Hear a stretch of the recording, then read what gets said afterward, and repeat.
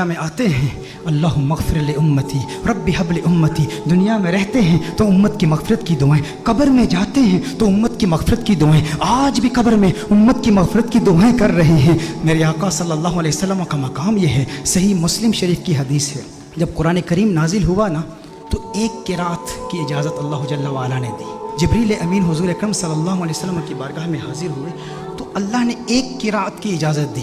حضور اکرم صلی اللہ علیہ وسلم نے جبریل امین کو واپس بھیج دیا، جبریل واپس چلے جاؤ، اللہ کی بارگاہ میں عرض کرو کہ میری امت کے قبائل تو بہت زیادہ ہیں، اب ایک قرات کی اجازت، یہ میری امت کے لیے اس کا تلفظ آسان نہیں ہے۔ حوّن علی امتی، امت کو سہولت دی جائے۔ نبی کریم صلی اللہ علیہ وسلم نے جبریل امین کو واپس بھیج دیا، جبریل امین اللہ کی بارگاہ میں حاضر ہوئے۔ اب دیکھیں ہندوستان کے علماء بیٹھے ہیں، حضور کے امتی ہندوستان میں بھی رہتے ہیں نا، میں جب ہندوستان میں جاتا ہوں تو وہاں پر جب بیانات میں مجھے دعوت دی جاتی ہے، جب مجھے مدعو کرتے ہیں تو کہتے ہیں شاکب شامی کو ہم دعوت دے رہے ہیں۔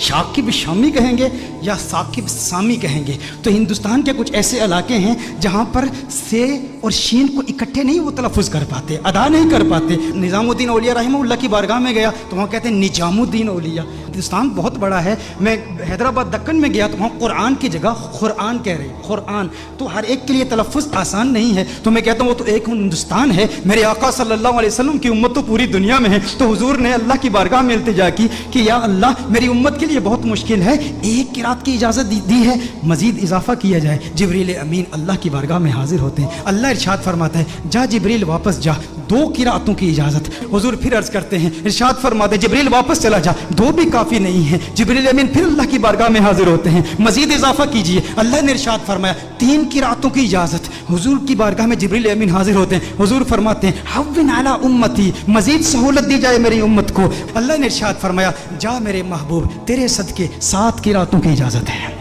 اللہ ناراض نہیں ہوا، اللہ نے ناراضگی کا اظہار نہیں کہ میں ارحم الراحمین ہوں، میں اپنی مخلوق کے تلفظ کو نہیں جانتا تو کون جانتا ہے؟ میرے محبوب بار بار جبریل کو واپس کیوں بھیجتا ہے؟ میں نے تو قرآن نازل کیا نا۔ لیکن اللہ نے ناراضگی کا اظہار نہیں کیا، بلکہ اللہ جل وعلا نے پیار کا اظہار کیا۔ اب اللہ کا پیار کیا ہے، اللہ کی محبت کیا ہے کہ محبوب یہ جو 3 بار تجھے تکلیف اٹھانی پڑی نا کہ تو نے جبریل کو 3 بار بھیجا ہے میری بارگاہ میں، اس تکلیف کی وجہ سے محبوب تجھے انعام دیتا ہوں، تجھ پہ اپنی عنایات کا نزول کرتا ہوں۔ وہ انعام کیا ہے؟ تجھے ضمانت والی 3 دعائیں دیتا ہوں، 3 دعائیں۔ صحیح مسلم کی حدیث کا مفہوم پیش کر رہا ہوں، ضمانت والی 3 دعائیں، جب بھی مانگے گا قبول ہو جائیں گی۔ سارے انبیاء کو دعائیں دی گئی، حضرت سلیمان علیہ السلام کو بھی ایک ضمانت والی دعا دی گئی کہ جو دعا کرے گا قبول ہو جائے گی۔ باقی انبیاء کو ایک ایک دعا دی گئی، حضور اکرم صلی اللہ علیہ وسلم کو 3 دعائیں دی گئی کہ ہے محبوب 3 دعائیں ہیں۔ سلیمان علیہ السلام نے دعا کیا کی؟ یا اللہ مجھے بادشاہ ایسا بنا دے کہ میرے جیسا کوئی بادشاہ نہ ہو۔ اللہ جل وعلا نے دعا قبول کر لی۔ ابراہیم علیہ السلام نے اپنی اولاد کے لیے دعا کی کہ یا اللہ میری اولاد میں انبیاء اور رسول بھیج، اللہ نے وہ دعا قبول کر لی۔ حضرت نوح علیہ السلام نے اپنے دشمنوں کی تباہی کی دعا کی، ان کے دشمنوں کو اللہ نے تباہ کر دیا، سب کی دعائیں قبول ہوئی۔ لیکن ہر نبی نے جو دعا کی نا، یا اپنے لیے کی، یا اپنی اولاد کے لیے کی، یا اپنے دشمنوں کی ہلاکت کے لیے کی، انہیں ایک ایک دعا ملی۔ لیکن کونین کے والی صلی اللہ علیہ وسلم کو 3 دعائیں ملی۔ لیکن میرے آقا کی دعائیں کیا ہیں؟ میرے آقا صلی اللہ علیہ وسلم نے ایک بھی دعا اپنے لیے نہیں کی، 2 دعائیں دنیا میں ہی کر لی اور ایک دعا آخرت کے لیے مؤخر کی۔ دنیا کے لیے جو دعا تھی وہ کیا تھی؟ اللہم اغفر لامتی، اللہم اغفر لامتی، اللہم اغفر لامتی، ہے اللہ میری امت کی مغفرت فرما۔ میرے آقا صلی اللہ علیہ وسلم نے دوسری دعا کیا کی؟ پھر اللہم اغفر لامتی، ہے اللہ میری امت کی مغفرت فرما۔ علماء نے کلام کیا ہے کہ پہلی جو دعا تھی وہ کبائر گناہ کے لیے تھی، دوسری جو دعائیں تھی وہ صغائر گناہ کی ہے، لیکن تیسری دعا میرے آقا صلی اللہ علیہ وسلم نے مؤخر کر لی۔ اور مؤخر کیوں کی؟ حضور نے ارشاد فرمایا یہ تیسری دعا آخرت کے لیے بچا کے رکھی ہے۔ یا رسول اللہ صلی اللہ علیہ وسلم کیوں بچا کے رکھی ہے؟ حضور نے ارشاد فرمایا وہ آخرت کا دن ایسا دن ہے جب سب نبیوں کی امتیں، یہاں تک کہ انبیاء بھی میری بارگاہ میں حاضر ہوں گے، یہ ان کے لیے سنبھال کے رکھی ہے۔ حضور اکرم صلی اللہ علیہ وسلم نے ابراہیم علیہ السلام کی امت کے لیے، عیسیٰ علیہ السلام کی امت کے لیے، موسیٰ علیہ السلام کی امت کے لیے، ان سب کی امتوں کی مغفرت کے لیے یہ دعا سنبھال کے رکھی ہے۔ ذہن میں یہ سوال تو پیدا ہوتا ہے نا، باقی انبیاء کو بھی قیامت کی ہولناکیوں کا علم تھا نا، قیامت کی ہولناکیوں اور سختیوں اور شدت کا علم تھا نا، وہ جانتے تھے کہ مخلوق کس قدر مجبور ہو کہ قیامت کے روز انہیں بھی اپنی امت سے محبت تھی نا۔ باقی انبیاء نے آخرت کے لیے دعا کیوں نہیں بچا کر رکھی؟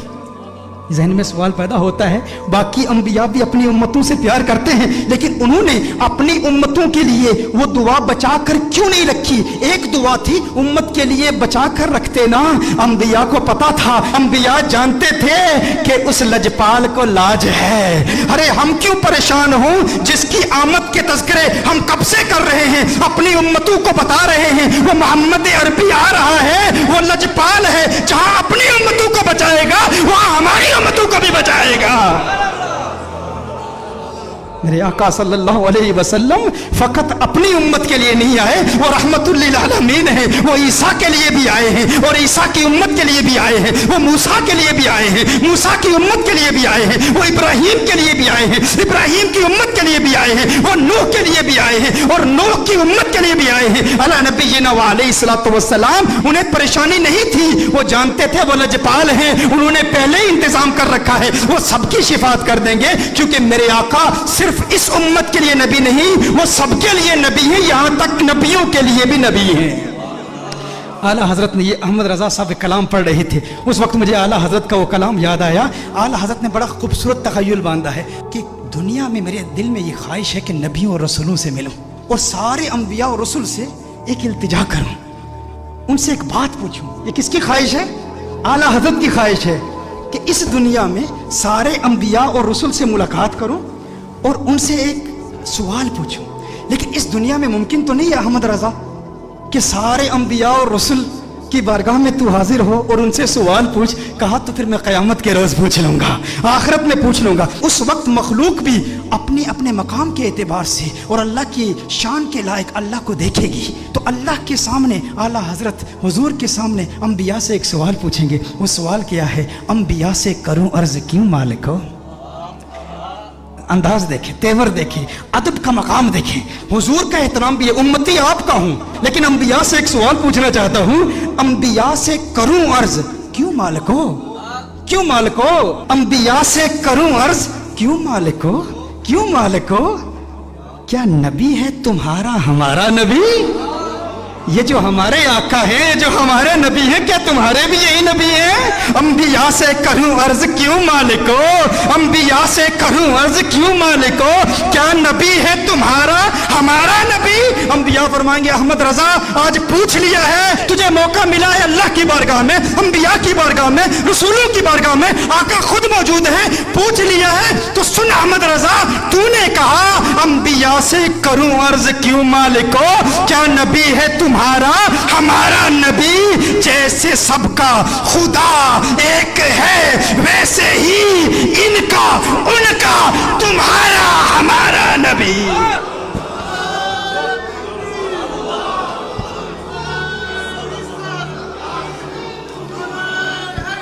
جیسے سب کا خدا ایک ہے ویسے ہی ان کا ان کا تمہارا ہمارا نبی۔ کرن بدلی رسولوں کی ہوتی رہی، چاند بدلی کا نکلا ہمارا نبی۔ کیا خبر کتنے تارے کھلے چپ گئے، پر نہ ڈوبے نہ ڈوبا ہمارا نبی، پر نہ ڈوبے نہ ڈوبا ہمارا نبی۔